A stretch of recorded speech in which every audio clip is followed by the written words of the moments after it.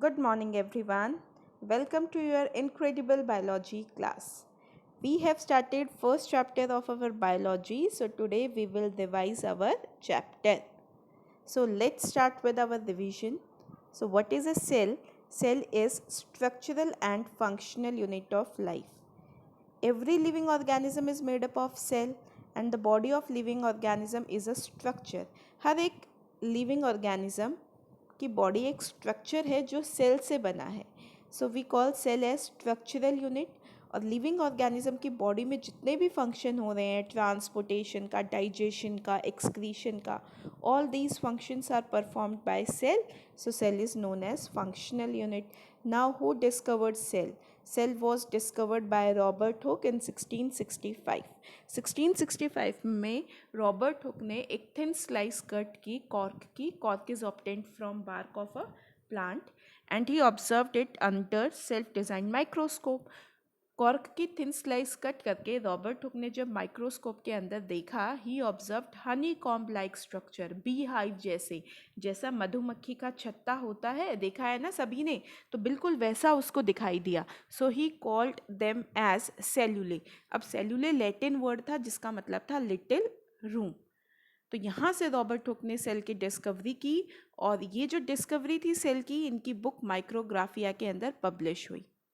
So first dead cell was discovered by Robert Hooke. Robert Hooke ने जो cell discover किया वो dead था एंड इट वॉज यूकैरियोटिक. वो यूकैरियोटिक भी था. Who discovered first living cell?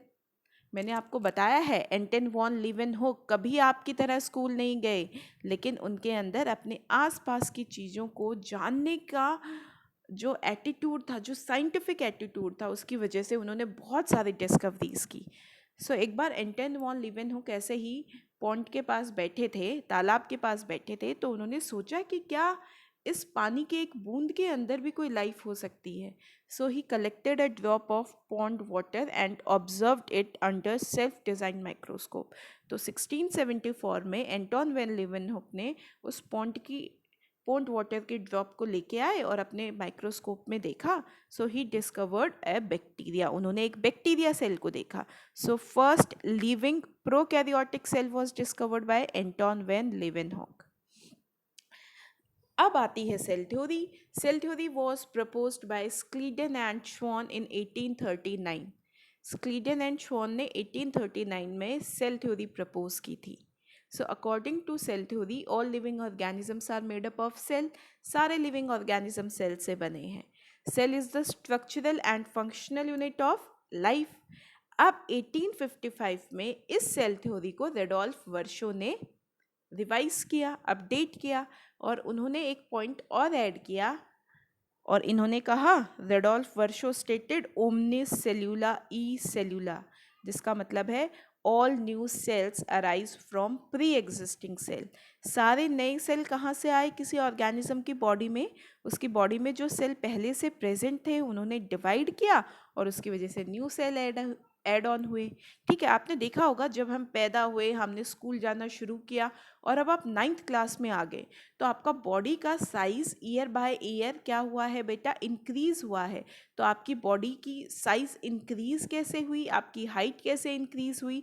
Because the cells which were already present in your body they divide. आपकी body के अंदर जो सेल प्रेजेंट थे उन्होंने डिवाइड किया और उनके डिवाइड होने से नए सेल और आपकी बॉडी में ऐड हुए. Okay, so cells have different shape and size. Cells की बहुत अलग अलग शेप और साइज है and their shape and size depends on the functions performed by them. Cells की शेप और उनकी साइज इस बात पे डिपेंड करती है कि उनका फंक्शन क्या है. अब डिफरेंट शेप की बात करें, you can see our red blood cells which is biconcave in shape. हमारे मसल सेल्स देखिए यहाँ पे कैसे एलोंगेटेड स्पिंडल शेप है. स्टोमेटल पोर देखिए आप, यहाँ पे स्टोमेटा जो है वो गार्ड सेल से बना हुआ है बीन शेप से और बीच में वहाँ पे स्टोमेटल पोर है. नर्व सेल देखिए हमारा स्टार शेप जैसा है, ब्रांच्ड है. ठीक है, पैरामीशियम देखिए स्लिपर शेप है. सो डिफरेंट शेप है सेल की. ओके, अब बात आती है कि किसी भी ऑर्गेनिज्म की जो साइज़ है वो किस बात के ऊपर डिपेंड करती है? सेल की शेप के ऊपर या सेल नंबर के ऊपर. So size of an organism depends on number of cell. Elephant हमसे बड़ा है ना, साइज में हमसे बड़ा है, तो क्या उसके अंदर हमसे बड़े सेल हैं? No. Elephant is larger than us. Elephant is bigger than S because it has more number of cell. Elephant की बॉडी में ज़्यादा सेल हैं कंपेयर टू आवर बॉडी. तो किसी भी ऑर्गेनिज्म की जो साइज है वो किस बात पे डिपेंड करती है? It depends on number of cell. So this is the position of cell in organisation of life. Life जो फॉर्म होती है उसमें जो सेल की पोजीशन देख लीजिए आप. एटम स्मॉलेस्ट यूनिट आप केमिस्ट्री में पढ़ेंगे. एटम्स कंबाइंड होते हैं, दे फॉर्म मॉलिक्यूल. मॉलिक्यूल से सेल के अंदर प्रेजेंट होने वाली सेल ऑर्गेनलीज बनेंगी. ओके, जैसे माइटोकॉन्ड्रिया, क्लोरोप्लास्ट, ये जो सब आपने पढ़ी हैं. सेल ऑर्गेनलीज से सेल बनता है. जब सारी सेल ऑर्गेनलीज एक दूसरे के साथ मिलके काम करती हैं, कोऑर्डिनेट करती हैं अपने फंक्शन, सेल की फॉर्मेशन. सेल से tissue. So tissue is a group of cell. Tissue is a group of cell. Now tissue के ग्रुप से क्या बनेगा? Organ. Organ is a group of tissue. What is organ system? Group of organ. And whenever different organ system work together they form an organism. जब एक हमारी body में ही देख लीजिए आप, digestive system is working, respiratory system is working, excretory system is working. तो सारे system एक दूसरे के साथ कोऑर्डिनेट कर रहे हैं, फंक्शन कर रहे हैं, तभी हमारी लाइफ पॉसिबल है. अगर किसी एक सिस्टम ने काम करना बंद कर दिया तो क्या हम लिविंग रहेंगे? No. So on the basis of number of cell, there are two type of organism, unicellular and multicellular. Unicellular organism are made up of single cell. Multicellular organisms are made up of many cell. Unicellular एक single cell से बनते हैं, multicellular बहुत सारे cell से बनते हैं. Unicellular organism, they are able to, that single cell is able to perform all the function. सारे function कौन करेगा? सिंगल सेल, क्योंकि वो एक ही सेल से बना है. चाहे न्यूट्रिशन लेना हो, फूड खाना हो, रेस्पिरेशन हो, एक्सक्रीशन हो, ग्रोथ हो, रिप्रोडक्शन हो, all the functions are performed by single cell. Multi cellular में जब बहुत सारे सेल्स हैं तो उनका फंक्शन डिवाइडेड है. फॉर एग्जाम्पल, आपकी बॉडी में रेड ब्लड सेल ट्रांसपोर्टेशन का काम करते हैं, ऑक्सीजन को, ग्लूकोज को ट्रांसपोर्ट करते हैं. वहीं पे वाइट ब्लड सेल्स आपकी बॉडी को प्रोटेक्शन कर रहे हैं, है ना. वायरस और वायरस, बैक्टीरिया जो भी आपकी बॉडी में एंटर करते हैं उन्हें किल कर देते हैं, तो आपकी बॉडी को प्रोटेक्शन प्रोवाइड कर रहे हैं. Okay, example of unicellular, amoeba, paramecium, euglena. Multi cellular का एग्जाम्पल हम, animals, plants, fungi. Okay, now on the basis of structure of nucleus there are two type of cell. अगर हम nucleus के structure की बात करें तो सेल के दो टाइप होते हैं, प्रोकैरियोटिक एंड यूकैरियोटिक. प्रो का मतलब होता है प्रिमिटिव, कैरियोटिक का मतलब होता है न्यूक्लियस. यू का मतलब होता है न्यू, कैरियोटिक का मतलब होता है न्यूक्लियस. सो प्रोकैरियोटिक का मतलब हो गया प्रिमिटिव न्यूक्लियस, पुराना न्यूक्लियस, और यूकैरियोटिक का मतलब हो गया न्यू न्यूक्लियस, ट्रू न्यूक्लियस. अब इसमें क्या डिफरेंस है भाई? आप कभी भी अपने अपने रूम को देखिए, अपनी स्कूल बिल्डिंग को देखिए आप, है ना, तो उसको हम न्यू बिल्डिंग कहते हैं because rooms are in their proper shape. कोई भी वॉल है वो डैमेज नहीं हुई है ना, तो उसको हम क्या कहते हैं कि ये नया रूम है. और वहीं पे अगर किसी खंडर में हम जाते हैं, कोई बिल्डिंग है वो टूटी हुई है, तो क्या उसकी वॉल्स प्रॉपरली होती है? नहीं, उसकी सारी वॉल्स टूट चुकी होती हैं. तो प्रोकैरियोटिक सेल का जो न्यूक्लियस होता है उसकी कोई बाउंड्री नहीं होती, कोई न्यूक्लियर मेम्ब्रेन नहीं होती. I am repeating, prokaryotic cell का जो न्यूक्लियस होता है it is not surrounded by any membrane. और वहीं पे यूकैरियोटिक सेल का जो न्यूक्लियस होता है it is surrounded by nuclear membrane.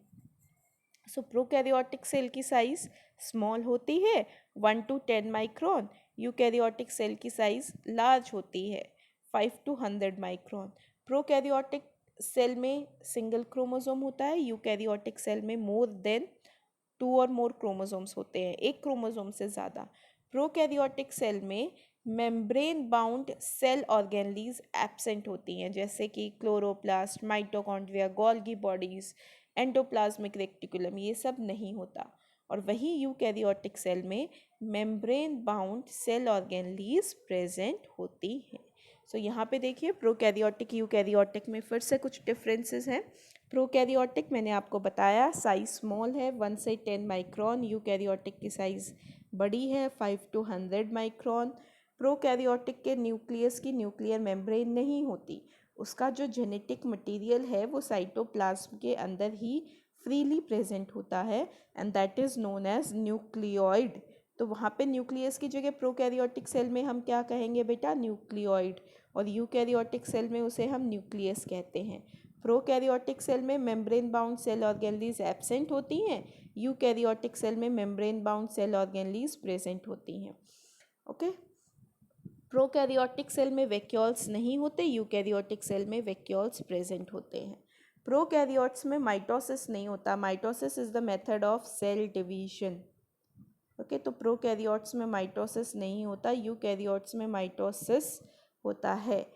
Mitosis is the process of cell division. There are two method of cell division, mitosis and meiosis.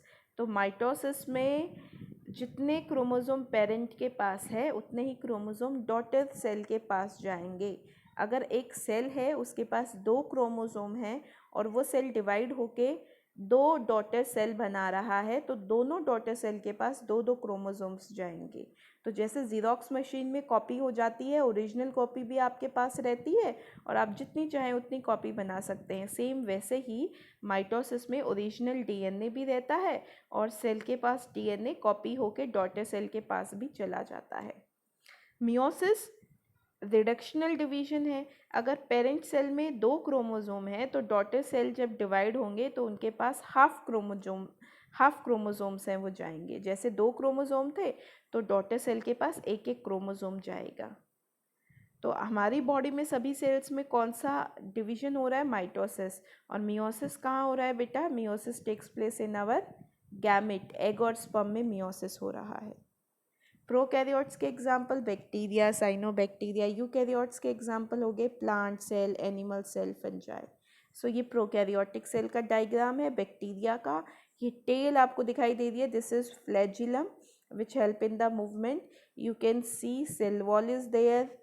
Okay, plasma membrane inner to the cell wall, जो membrane होती है cell wall के अंदर, उसको cell wall के अंदर वाली membrane को प्लाज्मा मेम्ब्रेन कहते हैं। Nucleoid is there. न्यूक्लियोइड किसको कहते हैं, न्यूक्लियस को। प्रोकैरियोटिक सेल के न्यूक्लियस की न्यूक्लियर मेम्ब्रेन नहीं होती तो उसे हम न्यूक्लियोइड कह देते हैं। प्लाज्मिड डीएनए, इस जेनेटिक मटेरियल के अलावा भी एक एक्स्ट्रा डीएनए होता है बैक्टीरिया के पास जिसको हम प्लाज्मिड डीएनए कहते हैं, और जो फ्लूइड सब्सटेंस है उसको साइटोप्लाज्म। एक सेल ऑर्गेनली है जो प्रोकैरियोट और यूकैरियोट दोनों में प्रेजेंट होती है और वो सेल ऑर्गेनली है ribosomes, and ribosomes are responsible for making proteins in the cell. ये प्लांट सेल और एनिमल सेल हैं, आप देख सकते हैं। प्लांट सेल में सेल वॉल है, एनिमल सेल में सेल वॉल नहीं है। प्लांट सेल में प्लास्टिड हैं, क्लोरोप्लास्ट है। एनिमल सेल में प्लास्टिड और क्लोरोप्लास्ट नहीं है। प्लांट सेल में येलो कलर का सेंट्रल वैक्यूल आपको दिख रहा होगा। एनिमल सेल में वैक्यूल बहुत छोटी साइज़ के होते हैं या नहीं होते।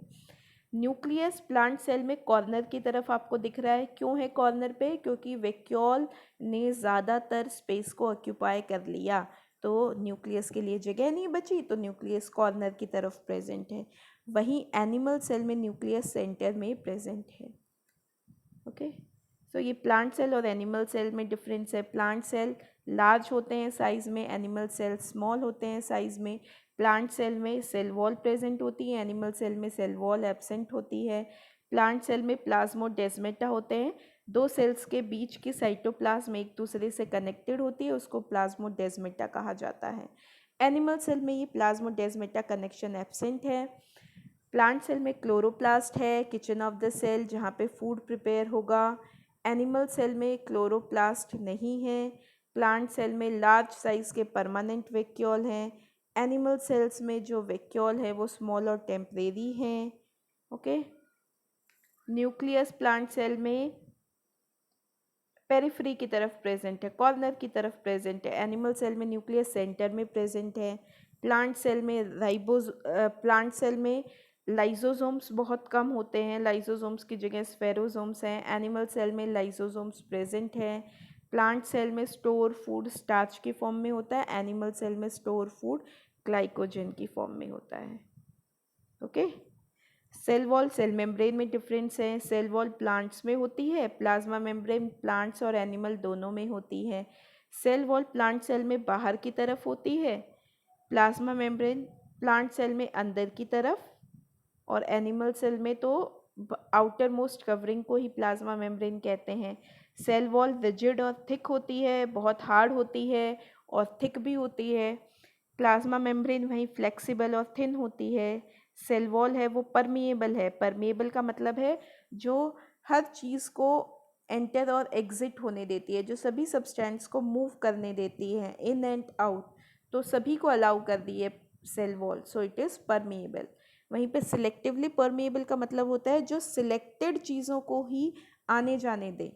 सो plasma membrane allow entry and exit of solvent and some selected solute. Solvent क्या होता है, एग्जाम्पल बता रही हूँ आपको। वाटर है, वाटर के अंदर आप सॉल्ट डिजोल्व कर रहे हैं, so water is solvent and salt is solute. So plasma membrane is selectively permeable which allow entry and exit of solvent and some selected solute। Cell wall cellulose की बनी है, Hemy cellulose होता है, इसके अलावा एक्स्ट्रा डिपोजिशन होती है सुब्रिन की, लिग्निन की, पेक्टिन की। Plasma membrane lipids and protein से बनी है and it also contain chain of carbohydrate. Okay, main function of cell wall is to provide protection, microbes वगैरह एंटर ना करें। Okay, and strength to the cell, cell को rigidity दे रही है, रिजिडिटी प्रोवाइड कर रही है, स्ट्रेंथ प्रोवाइड कर रही है। और वहीं पे प्लाज्मा मेम्ब्रेन जो है एंट्री एंड एग्जिट को अलाउ करती है।